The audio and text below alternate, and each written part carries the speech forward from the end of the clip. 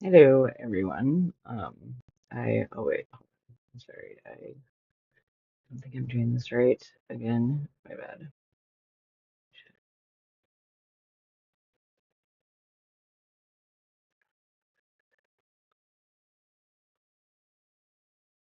Oh, my bad. Okay, hopefully that works. Welcome everyone to ACAB True Crime. I am back today to do a second piece of the series that I started yesterday on the school shooter from South Minneapolis at the Catholic school down the block from my house. And I yesterday just kind of talked a little bit about the individual and kind of what we know about the incident itself and just how things unfolded yesterday. And I wanted to come back on today to go over a little bit more in detail what the writings and stuff that this guy has, or this woman or person has, and I think it's like it is important to like try to listen a little bit to some of these people. And I know that everyone's like, don't give them like that's all that they're looking for is like the notoriety. And like if you give that to them, then you know that you're just giving them what they wanted. But I don't really look at it that way. And I think that, you know, if anything, these people are like desperate to like obviously they did not choose a good way to get this out.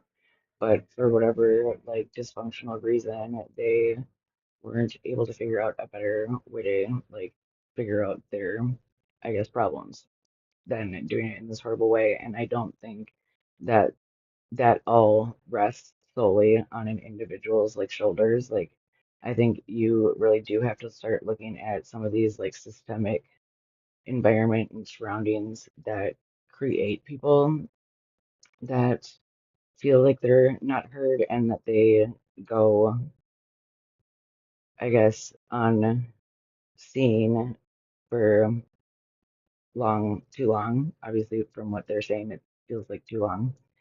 And I'm sure that, I mean, I am interested to hear like how people in his past or her past. So this is Robin Westman. And I did hear there was, I believe, one. They talked to a neighbor of hers. Yeah, they talked to a neighbor of hers, and then they talked to a grade school peer who had gone to school at Annunciation. And yeah, let's talk a little bit about that right now. And then I think we can get into more of like the specific writings that Robin had. So just to do a really quick recap, yesterday I started a live series on the um, individual who, well, just I guess the Annunciation Catholic School um, school shooting yesterday. And if you want to look back at that, like I said, I kind of went over everything. And then um, also, I want to add that I am from Minneapolis and I actually have like a very close relationship with the like South Minneapolis Catholic community. I went to junior high, like fifth through eighth grade at a really similar school to Annunciation in South Minneapolis, and we used to play them in basketball, like they were in our league, I think.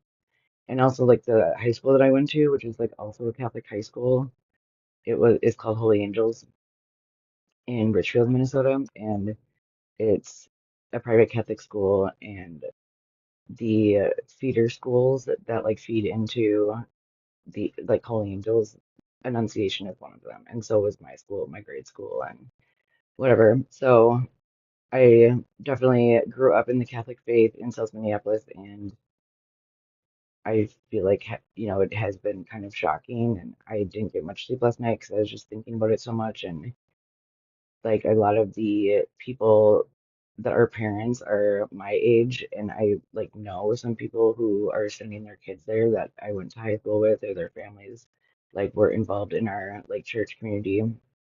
And so it's just like so weird. I mean, I know everyone's like, and you don't ever think it happens in your neighborhood, but then like when it does, it's just like, holy crap, you know.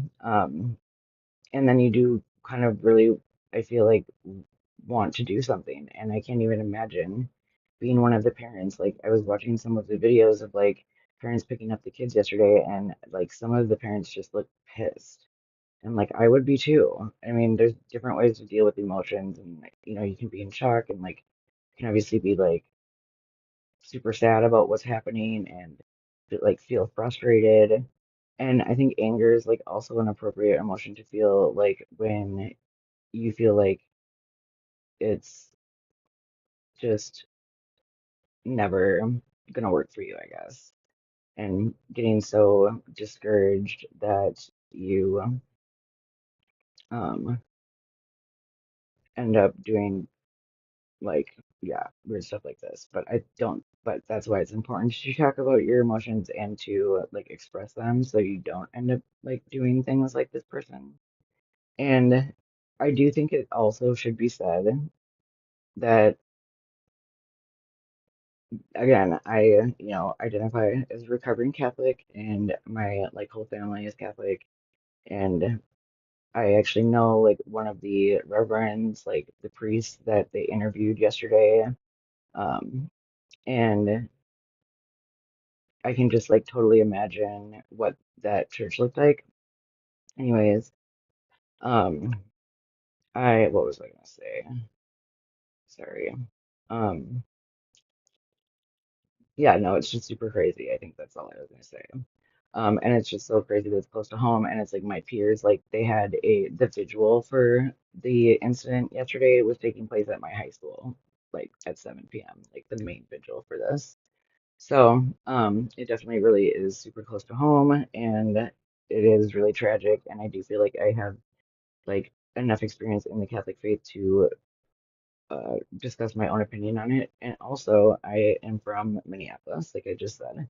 I like grew up here, and I also was educated here. Like I got my master's and my undergrad, and I like did my doctorate all here in like Minnesota. And I worked for a long time as a clinical psychologist at the Minnesota Department of Corrections. And so I definitely have I have a lot of experience working with people that aren't completely right in their mind or like weren't completely right in their mind when they made some of these decisions, um, like Robin that we see today. But I do think that there is something to be said about like once we start kind of getting into these like, you know, notebooks or journals of Robin's, you start to like really notice that it is like this person feels very isolated and alone. And as you most probably know, like when they were 17, I thought someone said, but maybe 20. In 2020, they applied, like the school shooter applied to have their name changed, and it was approved, and it was changed from Robert Westman to Robin Westman. And so the person that was a shooter did identify as trans, but as like my mayor said yesterday too, Mayor Fry, which he's like fine, but he also is kind of like annoying when it comes like you know, he's just like always looking for like a good photo op, you know. He was like sitting down on like the steps, and you could just tell he was like ready for a photo op. And then I definitely saw it. I was like, oh yep, there he is. Um, he's like so dramatic, you know, but I don't know, he is a good speaker, and I did appreciate him pointing out that there shouldn't be any anger directed towards the trans community. And, you know, I do think that what we know and what we have been starting to like unravel and find out as like, I guess, we move forward with like gender construction and just identifications and sexuality and all that stuff that people get, you know, kind of like weirded out by it, which is stupid. But you know, um I think that it's important to have an open mind towards people that aren't like completely the same as us.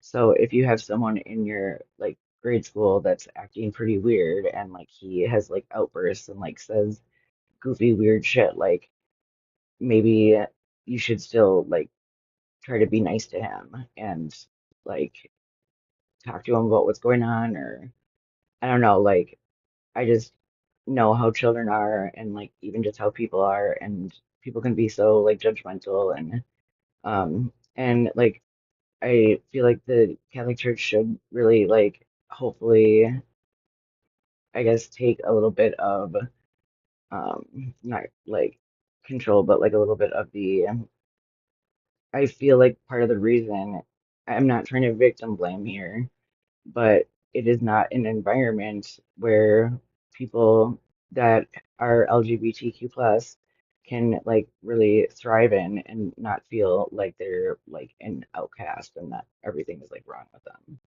So I think that, you know,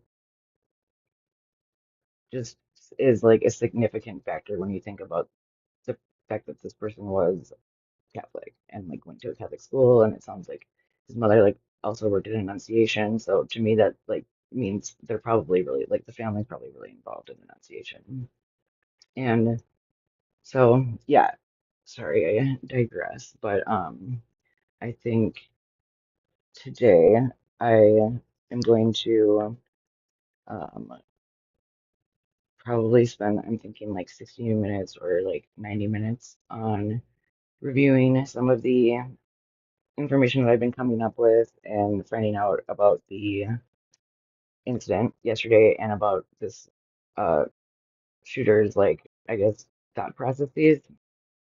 And I think I mentioned yesterday like there was a couple of videos that were uploaded to YouTube, and they were posted, well there was like one that was posted 4 years ago, and it's like of Robin reading laundry instructions, like or like a laundry something, no, like maybe like a vacuum like instruction book or something. Something just really like plain and for no reason. Like it was like because I'm bored. And then there was like a couple uploaded yesterday, and I don't actually know the exact times. I just like got them from some people on Twitter or X. And so I did like a couple of like screen records of some of the more like disturbing or interesting aspects of the videos. So like there is, I think, two main ones, and the one that I'm going to go over the most today, I believe, is going to be the one that is a 20-minute long video, and it is Robin just recording and like making really weird noises and like filming their journal. So like people can do what I'm doing right now and like deconstruct it. And also it's interesting because you'll see that their journals are written in Russian. So it makes it like a little bit more difficult to be able to, I guess, like fully understand or trust that you know the translation is correct. But I think maybe if we start with that and jump in. Oh, wait, hold on. Let me just pull up. Oh, I don't know if I'm going to be able to find that one thing right now. I'm going to take a note and say find. There's like um a good interview, and then oh no, I think I do have a screenshot of that where it was a picture of uh Robert Westman at Annunciation, I believe. I think it was like it looks like maybe the like eighth grade year or something, and definitely looks kind of dorky. Um, and then it like has a couple of I don't know, like in yearbooks, you could write stuff like, what's your quote for this year that they put next to your picture or whatever. Actually, yeah, let me pull up this picture real quick.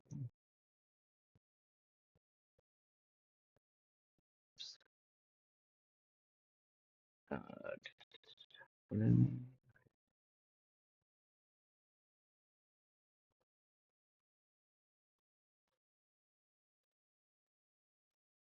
right.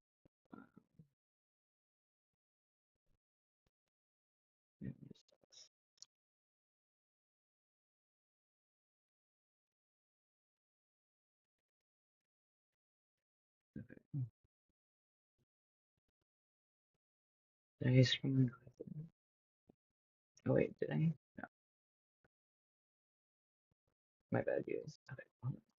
I need to get better at this.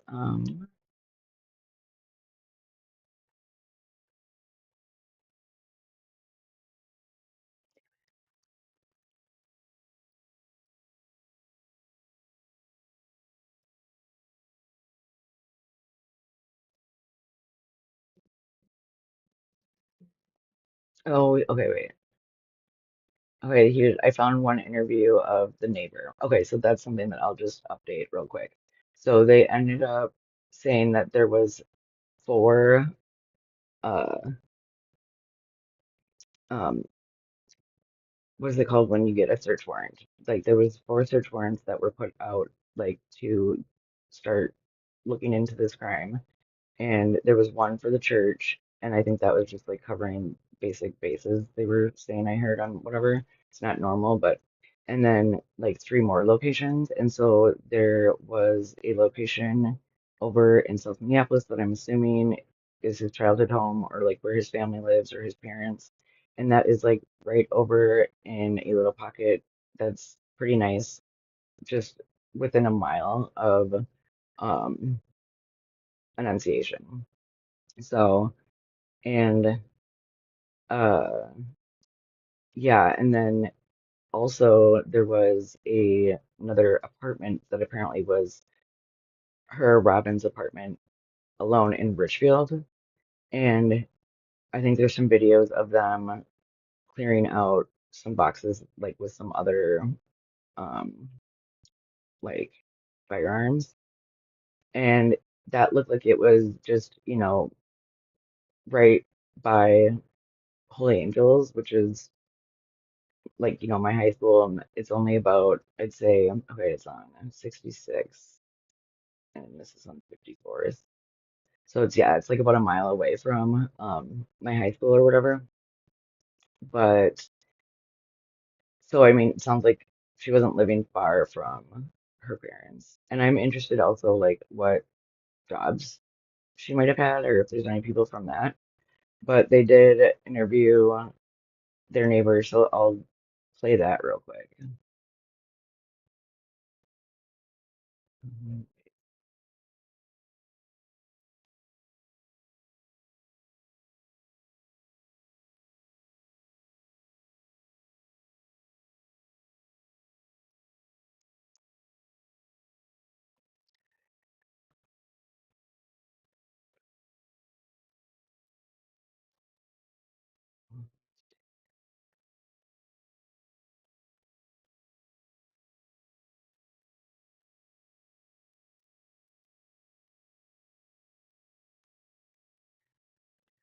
Okay. Hopefully this works.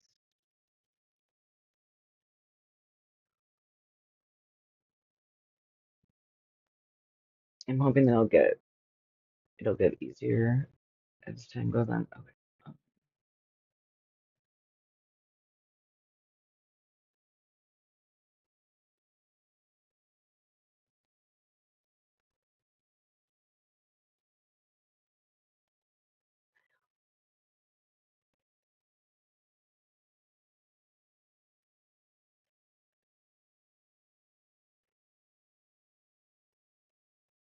damn it. What's that? I'm sorry. I'm so stupid about this.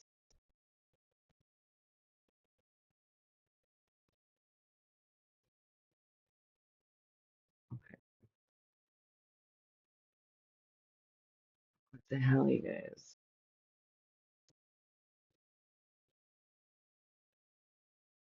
This is so lame. I'm sorry. I'm gonna try to let's do window. No, let's do application.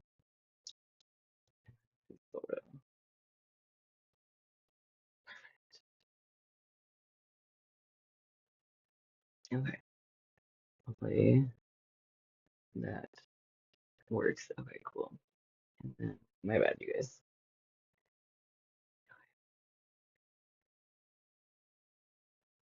The shooter's apartment in Ridgefield, and we saw federal agents there today. Yeah, I'm standing in front of what's believed to be the suspect shooter's apartment. We are here in Richfield, just 2 blocks from Richfield High School. And dozens of BCA agents. Oh, damn it. Okay.